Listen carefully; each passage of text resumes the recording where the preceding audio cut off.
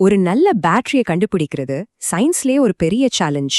ஆனா இந்த சேலஞ்ச ஒரே ஒரு ஆள் தனியா எடுத்து கண்ணிருக்கார். அவரை பத்தி தான் நாம இன்னைக்கு பார்க்க போறோம். அவரோட லட்சியம்லாம் சும்மா இல்லைங்க. அவர் யாருக்கு சேலஞ்ச் பண்றாருன்னு பாருங்க. NASA, MIT, IIT, ISRO, DRDO, உலகத்துல இருக்கிற பெரிய பெரிய சயின்ஸ் ஆளுங்களுக்கே நேரடியா சவால் விடுறாரு. சரி, இவ்ளோ பெரிய ஆளுங்களுக்கெல்லாம் சவால் விடுற அளவுக்கு அவர் என்னதான் கண்டுபிடிக்கிறாரு? வாங்க இந்த புதுவிதமான ஒரு பவர் சோர்ஸ உருவாக்குற அவரோட பயணத்தை கொஞ்சம் விரிவா பார்க்கலாம். அவரோட இந்த கண்டுபிடிப்பு ஏதோ பெரிய ஹைடெக் லேப்ல இருந்து வரல. ரொம்ப சிம்பிளா ஒரு குறிப்பிட்ட செராமிக் பேஸ்ட்ல இருந்து தான் ஆரம்பிக்குது. இதுல என்னென்ன பொருட்கள் இருக்குன்னு கேட்டா நீங்களே ஆச்சரியப்படுவீங்க. சிமெண்ட், கிராஃபைட் பவுடர் மாதிரி இண்டஸ்ட்ரியல் பொருட்கள் ஒரு பக்கம், அப்புறம் நாட்டு சக்கரை, எப்சம் சால்ட் மாதிரி நம்ம வீட்ல பயன்படுத்துற பொருட்கள் கூட இருக்கு. என்ன ஒரு காம்பினேஷன் பாருங்க. சரி, இந்த பேஸ்ட்ல இருந்து கரண்ட் எப்படி வருது? ரொம்ப சிம்பிள். இந்த பேஸ்ட்டை 2 எலக்ட்ரோடுக்கு நடுவுல வைக்கிறாங்க. பாசிட்டிவ் சைடுக்கு கிராஃபைட் ராடும், நெகட்டிவ் சைடுக்கு அலுமினியமும் யூஸ் பண்றாங்க. ஓகே, இப்போ எல்லாத்தையும் ஒன்னா கலந்து செட் பண்ணி பாக்குறாங்க. அப்போ கிடைச்ச ரிசல்ட் சும்மா சொல்லக்கூடாது, உண்மையிலேயே ரொம்ப பவர்ஃபுல்லா இருந்துச்சு. யாருமே எதிர்பார்க்கல. அவங்க செஞ்ச ஒரே ஒரு செல் மட்டுமே 1.4 வோல்ட் கரண்ட் கொடுத்திருக்கு. யோசிச்சு பாருங்க, இது நாம கடையில வாங்குற ஒரு புத்தம் புது AA பேட்டரிக்கு கிட்டத்தட்ட ஈக்குவல்.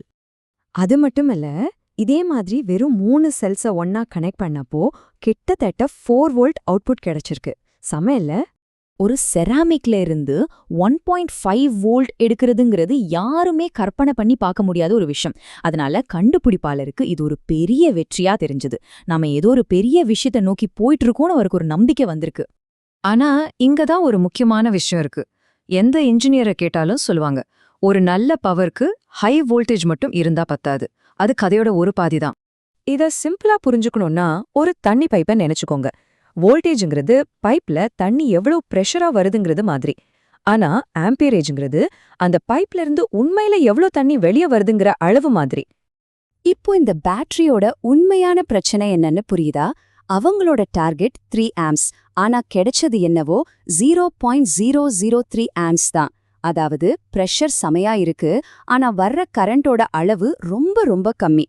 சுருக்கமா சொல்லணும்னா, இந்த பேட்டரியில பொட்டென்ஷியல் நிறைய இருக்கு, ஆனா நம்ம ஃபோன், லைட் மாதிரி பொருட்களை ஓட வைக்க தேவையான கரண்ட அதால கொடுக்க முடியல.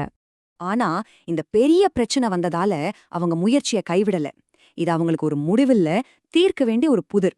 இத சரி பண்றதுக்கு அவங்க கிட்ட ஒரு பிளானும் இருக்கு.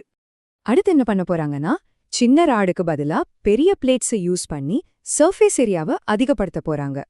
அப்புறம் அந்த செராமிக்க 1200 டிகிரி செல்சியஸ்ல சூடுபடுத்தி இன்னும் ஸ்ட்ராங் ஆக்க போறாங்க.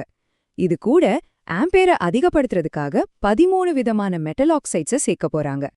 இதெல்லாம் எதுக்குன்னா, அவரோட அல்டிமேட் கோல் ரொம்ப பெருசு. ஒரு புது பேட்டரியை உருவாக்குறது மட்டும் இல்ல, அது 100 வருஷம் உழைக்கணும்.